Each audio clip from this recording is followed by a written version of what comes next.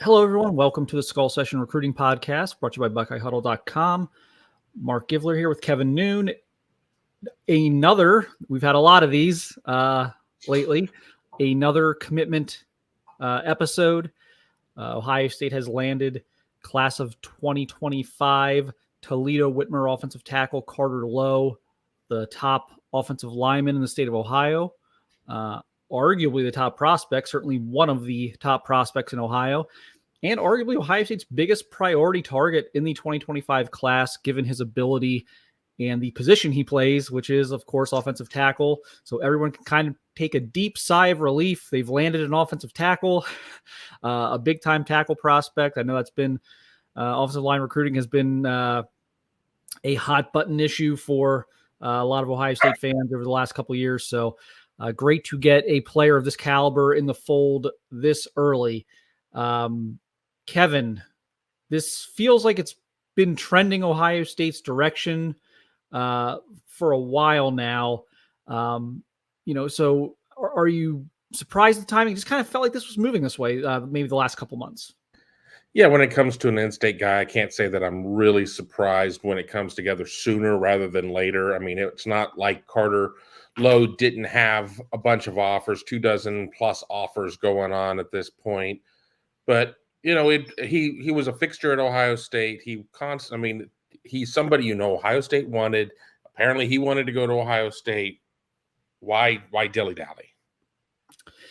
Yeah, and I think, there are a couple big things here. Well, first of all, the decision right now makes sense. He had clearly been telling people he was probably going to decide soon, but he had also been showing people he was probably going to decide soon. He made some late visits toward south and nationally through the fall and into the winter. Gets back to Ohio State. Just felt like a kid who was in decision-making mode. Ultimately, though, this was kind of a Michigan-Ohio State battle for the majority of it. So kind of icing on the cake here to beat Michigan in a somewhat head-to-head battle for a kid right there on the Ohio-Michigan border. Again, good recruiting vibes here for the Buckeyes beating Michigan, and you can never kind of overstate that importance. Yeah, we could talk about Toledo being that little, DMZ area between Ohio and Michigan, but this isn't 20 some plus years ago to where those were really coin flips. I like Ohio State's chances in landing most Toledo kids, and I think this is a huge get at a position of need. We see year in and year out, Ohio State has not necessarily been hitting its number, maybe not getting those high profile guys. Carter Lowe maybe won't get that type of talk from people because he commits so early and he's an in-state guy. But once we put his film on here in a second, I think people will see just what Ohio State's getting. Yeah, I feel like, unfortunately, the early commitment and the fact that he's from Ohio might take away from this for some people, but this is a highly, highly skilled left tackle prospect. Great feet, great finisher, the type of kid who will be excellent in pass protection, but he's made a lot of strides, I thought, this past season as a junior in becoming a better run blocker, getting a better push, playing a little bit lower, plays with great pad level. Really continues to drive those legs in the run blocking game. And again, a super athletic kid on the outside who has the profile to be a tremendous pass protector. Really, to me, a very, very talented left tackle prospect. For my money, probably the best offensive line prospect to come out of Ohio since Paris Johnson, which about 5 years, 5 years of separation, I guess, between those two. I think Paris was 2020. So this is an enormous pickup for Ohio State. This is, again, has been my top offensive lineman in the state of Ohio for a long time, and I think all the ranking services agree with that.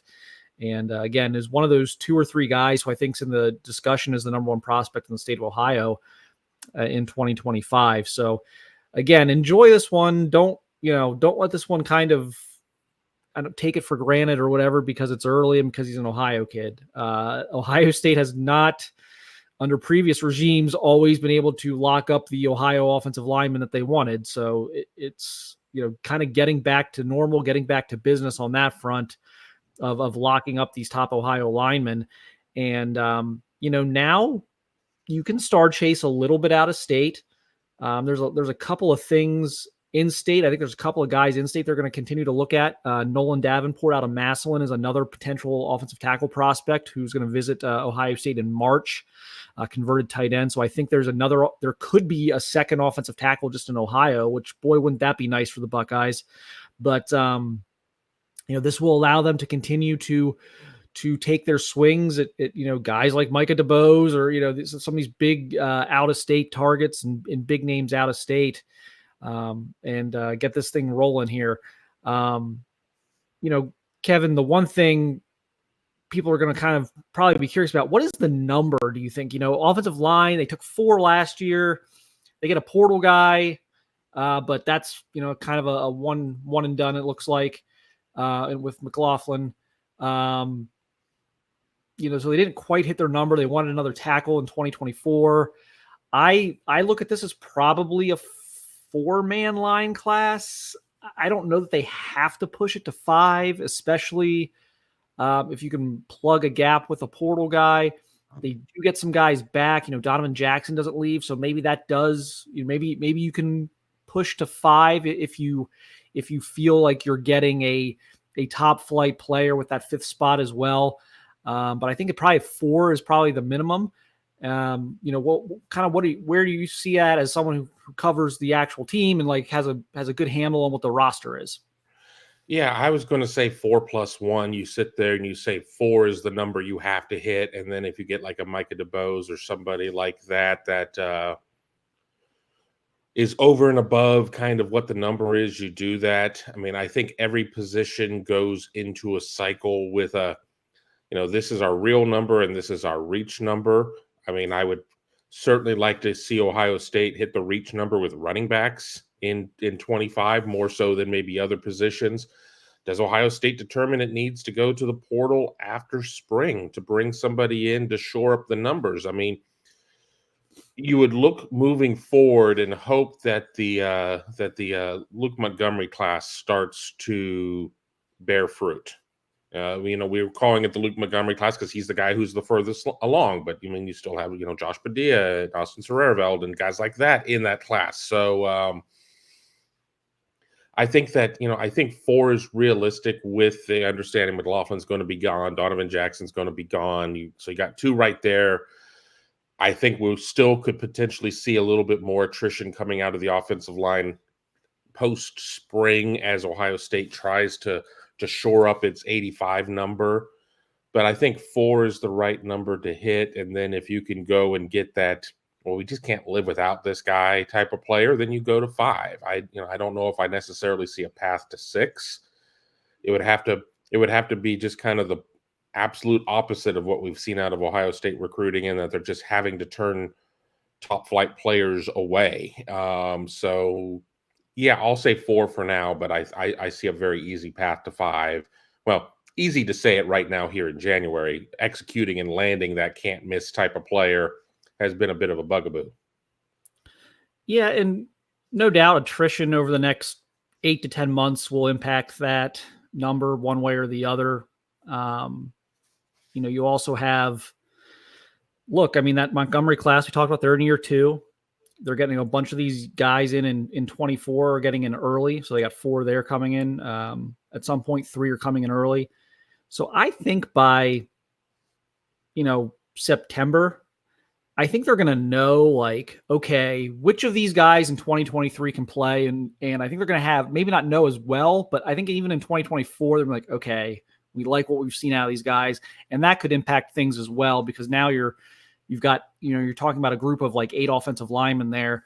If you think 6 of those guys can play, you probably aren't going to force the issue unless it's like a Micah DeBose or something like that that we're talking about. And the other thing to consider here, and you don't want to get into this habit too much, but I think this is one spot where you might have to consider this is, look, I think the 2026 Ohio offensive line class is at minimum the best class in 17 years in Ohio along the offensive line. I think you go back to Corey Lindsley, Jack Muhort, Marcus Hall class. I think that's like the last class I would go back to where I'm like, yeah, I would definitely put that one on the same tier. Like 2026 Ohio offensive line class is loaded to the point they've already offered 3 of these guys. None of these guys are still sophomores in high school. They've already offered 3 of them. There's 3 or 4 more guys that they haven't offered that they're going to look at. I mean, at least. So Ohio alone in 26 might give you 4 or 5 offensive linemen. That's very, very possible, which would allow you some incredible opportunities out of state to go basically say, here's the 3 best offensive linemen in the country. Let's recruit the Ohio guys and those 3 guys and see how many we can get. And so I think for roster spacing, if you feel good about the 2026s, and they should, I think they're leading for all 3 of the guys they've offered. You may not want to force the issue in 25. Again, unless it is a special player, you may not want to force the issue in 2025. And if you need, in fact, like for the 2025 team, if you need an immediate jolt, maybe you do a one and done out of the portal or something to get you through, because this 2026 class is coming and it is phenomenal. So that's going to be another thing I think they're going to have to weigh, which normally you don't really worry about that too much. I think you have to think about that here. Well, and the thing too is that based on that 26 class, that could force out other guys on the roster who, we talk about the term about getting recruited over. I mean, there could be a lot of guys that potentially could get recruited over. So the numbers always work out, but I agree. That's why I'm saying 4 + 1. I'm not saying 5, because at 5, I'm insinuating that you've got to take 5 to hit your number, and you may go down a little bit in order to hit that number. I think you get to 4, and then that 5th one is if it's somebody who is we're not saying that Ryan Day and Mark Pantoni sit there and use this service's numbers or that service's numbers or any service's numbers, but if it's a top 50 type of player nationally, might be hard to turn that guy down. But I think that the advent of the 26 class, I think that those, that could chase off some guys who have been in the program a few years and maybe have not cracked the 2 deep or are not necessarily making a contribution, whether or not it's an Ohio State kind of, hey, you may want to look around, or it's a decision they come to on their own of, hey, I'm not going to play. So it all works itself out. So they're not there yet, but I think we are starting to see the beginning of a positive turn on Ohio State's offensive line recruiting. This low commitment signifies to me a potential really good run on the offensive line between Lowe, some other opportunities in 25, and then the coming potential of 26. Do you start, look, Justin Fry's taking a lot of heat. Greg Stajwara before him, Jim Bowman going back. Even Ed Warner, who produced really good offensive lines, took a lot of heat for his, kind of lack of recruiting prowess. Do you sense like maybe a shift in the upward trend direction happening now, right, with the offensive line? Yeah, I do. And I think that if Justin Fry can survive the next month, he's locked in for a while, because recruiting is a relationship business and everything else. And he's the guy that's offered, the Sam Greers of the world and certainly Carter Lowe and everything else. So I think that we could be seeing a trend, but I think geography is helping out as well. When you have a kid like Carter Lowe in state, when you have a 26 class shaping up the way that Ohio is, and that's all in your backyard. It's really amazing what a bunch of kids in your backyard can do for you as a recruiter. And yeah, I think that Justin Fry, it took him maybe a little bit longer to get into the swing of his recruiting. Put some of the kids in the territory is going to help, but yeah, Greg Studarawa certainly had his issues with recruiting. Ed Warner, kids love to play for him, but if you were not already if you hadn't bought in, you thought he was kind of a weird dude. Jim Bowman was Jim Bowman. I mean, I'm hard pressed to think of the last time that people sat there and was like, I feel fantastic about where our offensive line is trending at this point. It's just not necessarily been part of the DNA, but I think with the addition of Bill O'Brien as the OC, and as long as he and Justin Fry see eye to eye, and there's no major changes, I think that the offensive line could be in pretty good shape moving forward. Certainly starting in 25. We don't know 24. I think 24 is going to be pretty good. Let's fast forward a couple months to post spring and see what happens with that portal window. If Ohio State after 15 practices, we're pretty good here with this straight in our hands, or hey, we need to sit there and punt and see if we can draw a full house. I mean, I don't know there, but I think things are looking up at the position, but things are looking up in general for Ohio State. Poor Ohio State and its horrible 11-2 season, and the world is ending, and I need to find a new hobby. And less than a month later, Ohio State is sitting in fantastic position on countless fronts. You said it. It's been quite a run here lately, the last several weeks for Ohio State after that Cotton Bowl showing, which I think everyone.